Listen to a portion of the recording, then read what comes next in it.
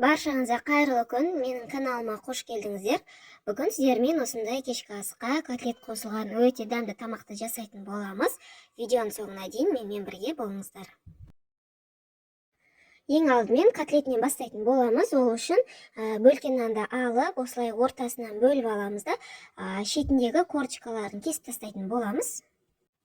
Осылай кусоктарға бөліп алып, ыдысымызға саламыз. Менде наным сәл аздау болатын сияқты. Тағы да бір кусогын алып, кесіп салатын боламын. Және үстінен су құйып, нанымызды кішкене жібітіп аламыз. Нанымыз жібігеннен кейін осылай суынан сығып, бөлек ыдысқа салып алатын боламыз нанды. Бізде судан сығып алған нанымыздың граммы 200 граммдай болу керек. Және де пияз бен чеснок қосатын боламыз. Мен барлығын мясорубкадан өткізіп алдым. Алдымен фаршымды өткіздім. Одан кейін пиязымды және чеснокты, соңынан жаңағы сығып алған нанымызды барлығын мясорубкадан өткізіп аламыз. Үстіне 100 граммдай су құйып, татымына қарай тұз және қара бұрыш салып, барлығын жақсылап араластырып аламыз. Фаршымызды жақсылап араластырып болғаннан кейін осылай екі алақанымызға ұрылап, котлетіміздің формасын жасаймыз.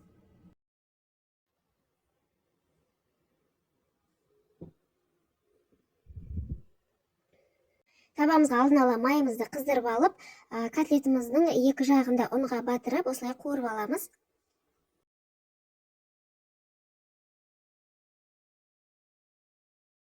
Котлетіміздің бір жағы қуырып болғанша, кастрюлемізге картошкамызды салып, қайнатып аламыз. Котлетіміздің бір жағы қызарды, байқап тұрыңыздар, күйіп кетпесін. Енді барлығын осылай екінші бетіне ауыстырып шығамыз. Енді подливті дайындайтын боламыз. Пиязды алдымен осылай майдалап турап аламыз көбіктеп. Одан кейін сәбізімізді осылай майдалап көбіктеп турап аламыз.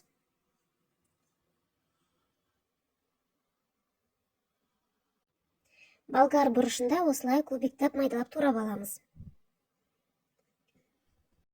Табаға май ештеңе құймай, отқа қыздырып, осындай 2-3 ас қасықпен ұн салып, осылай қыздырып аламыз. Бұл бізге подливке салғанға керек болады.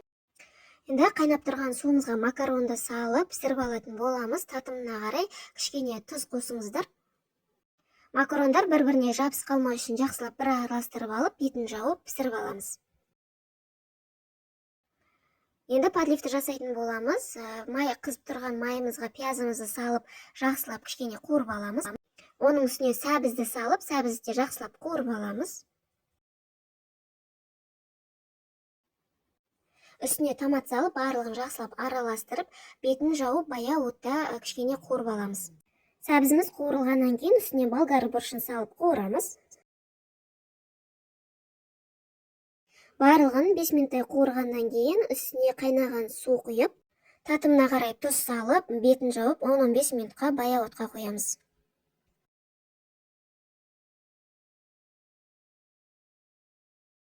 Он 15 минуттай қайнағаннан кейін жаңағы табаға кішкене күйдіріп алған ұнымыздан 2 ас қасықтай салып, барлығын жақсылап араластырамыз. Егер подливтеріңіздің суы сәл аздау болса, тағы да үстіне су құйсаңыздар болады, қалауларыңызша. Онда салып болғаннан кейін тағы да 5 минутқа баяу отқа қоямыз. Картошкамыз піскеннен кейін қабығын ашып, осылай үстіне кішкене сүт және де сары май салып, және татымына қарай тұз қосып, жақсылап езіп пюре жасап аламыз. Біздің тамағымыз дайын болды, өте дәмді болып шығады, котлеті де өте күшті болып шығады, жасап көріңіздер.